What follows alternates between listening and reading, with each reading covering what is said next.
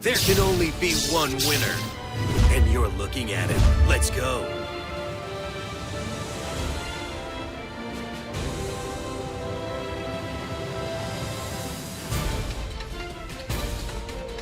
Who will win? It is a single duel, best of one. Whoever goes first will probably win. Merlin is going first. Merlin for the win. Prank Kids grab the Lampsies. Very good. This is top tier. Prank Kids, new top tier. Alongside Adventure Tenyi, Floowandereeze, maybe top tier. Let's look at the Adventure Kids, which are already at tier 3. So if you want to learn about how the tier list works, is the number represents the percentage of tournament topping decks. And if it is a more competitive tournament than a regular tournament, the weight, the value of topping a tournament gets increased. So it could be considered double the value if you're topping a bigger tournament more than a smaller tournament. So we do make sure the more competitive tournaments have more power to them. And also when a new card set's released, we accelerate the decay. The decaying power of each deck will go down much quicker so that the new cards, the new pack, will be more quickly be represented on the tier list. As you see, Adventure Prank Kids already being on the tier list alongside Adventure Tenyi. I was studying some Japanese tournament duels, and in Japan, a lot of the time, Japan does not like ending the turn with Bow Wow, add cards to the graveyard during the opponent's turn. They don't like doing it. Why don't they like doing it? Because Called by the Grave. In TCG, Called by the Grave is less of an issue because it's a one-of. So you don't really play around it. But in Master Duel, you might want to play around Called by the Grave. So how does the Japanese players play around Called by the Grave? They will make Anaconda to make the Butler on their own turn. They will Anaconda summon Butler on their own turn to play around the Call by the Grave. Because then Call by the Grave, you're not going to be able to use it on the Butler because the Butler will use the Meow Moo. So if you Call by the Grave the Meow Moo, then the Butler's still going to be able to wipe your field. It does play through it. It is decent disruption. We're going to Maxi right away. Maxi is really good for eating the Call by the Grave. We're going to chain Dimension Shifter. We drew into Shifter. Drew into Shifter. Everything sent to the grave will now be banished. Everything. And if Merlin has a Call by the Grave of his own, it's probably a good time to hit that Shifter.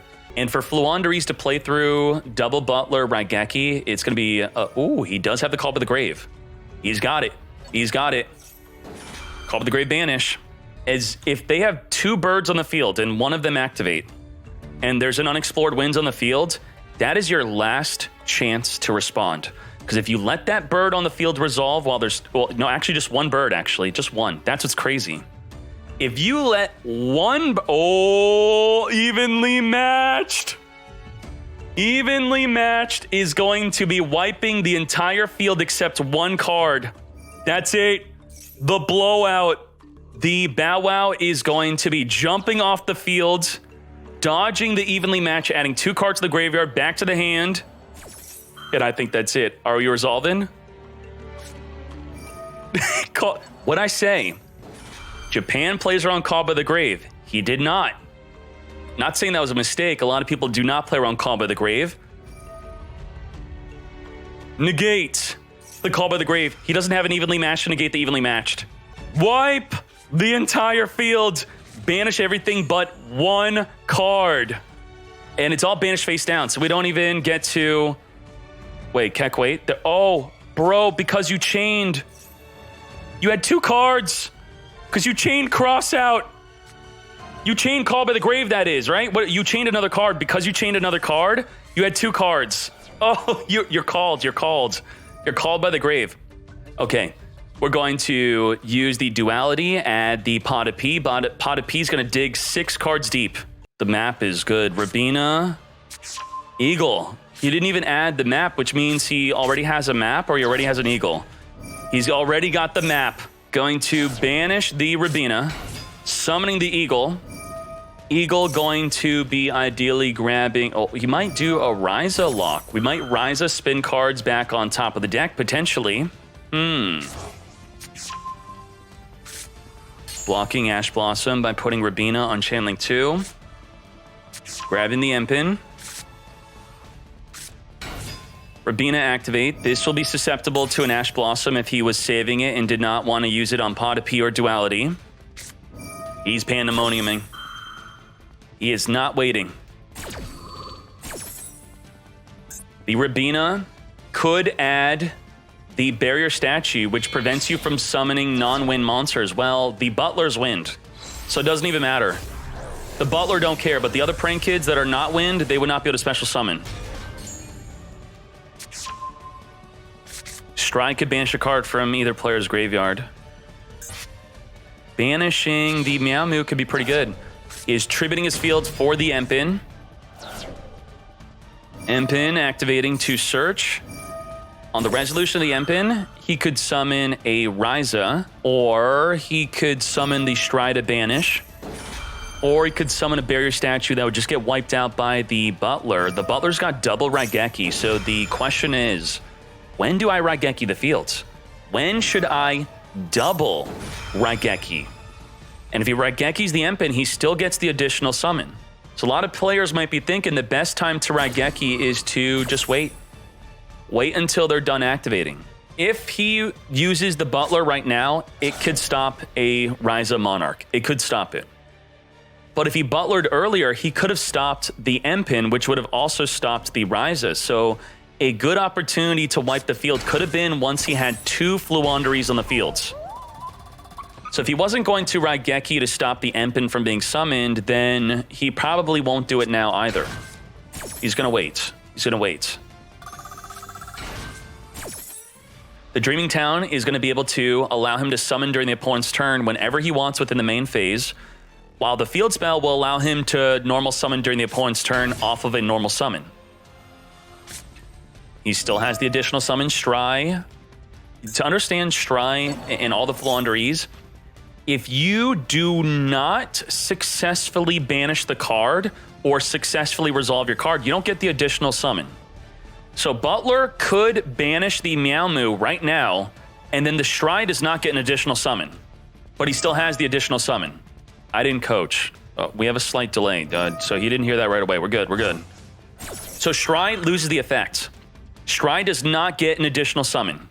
He loses the additional summon and he loses the fields, but he's left with an additional summon just for the entire turn. So no Stry effect, it's gone. He forced him to do that. He literally told him to do it. He wanted him to do that, I guess. Why would you want him to do that?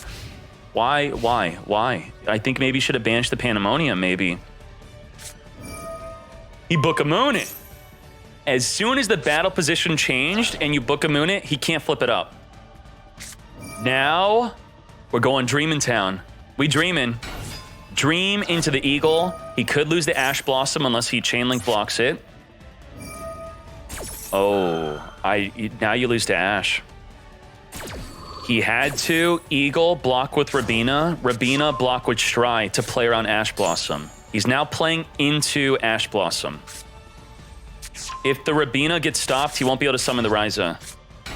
He has to summon Ryza right now, or he will risk losing to an Ash Blossom.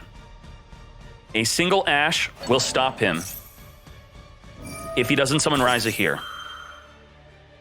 It's risky. Big risk. Took the big risk. This is the big turn. This is the big play. That's it. Ash and you can't Ryza. No Ash. No Ash. No care. Toucan could now add the Empin. Toucan add Empin. Empin contribute summon. Then Empin could summon the Ryza. Holy moly. Let's go. And he could have done this whole play, by the way, while still blocking for Ash Blossom. Empin. Empin could not be Chainlink blocked, but if he had Ash, he would have used it already. He already Stride. He already Rabina'd. Searching for the unexplored winds for next turn. That's going to be big. And then he's going to still perform his additional summon, Ryza. Ryza can get rid of 2 cards on the field and spin 1 card in the graveyard on top of the deck. One of the cards in the field will be spun on top of the deck. He's spinning the Butler. Okay. This usually means you're going to use the Ryza to return itself back to the hand. He is. He's returning Ryza back to the hand.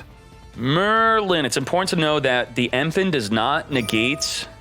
Oh! He's got lethal. He could Draco back the Empen. That's it. That's it. Oh, God. Draco back spin.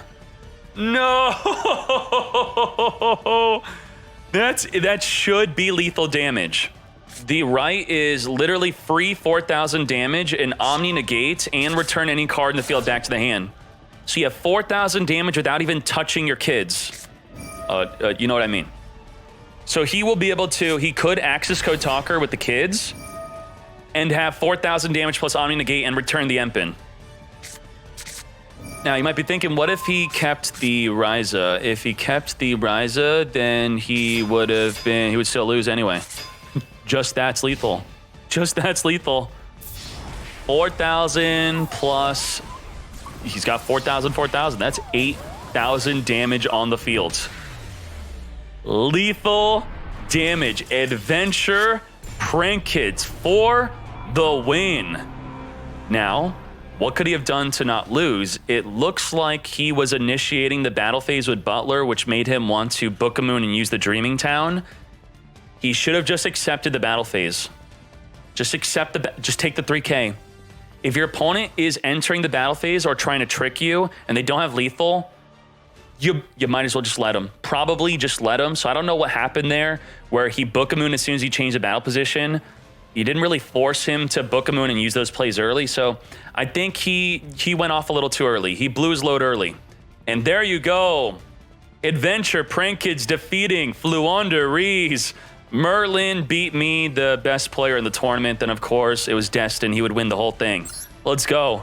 Let's check out the top deck list, and let's do it. Top 8. Whale. Whale playing a Sword Soul deck. Still hanging on to Sword Soul, but this one's kind of weird. Kind of a weird Sword Soul version. Okay. And then we have top 8. More Sword Soul. See, Sword Soul's not dead. Still a good deck. Then we have Floowandereeze in the top 8. More Floowandereeze in the top 8. Floowandereeze in the top 4. Evil Twin, Kek W. And then we have Floowandereeze second place, and then Adventure Prank Kids first place. Very good. Beautiful. Well done. Good job, Merlin. All right.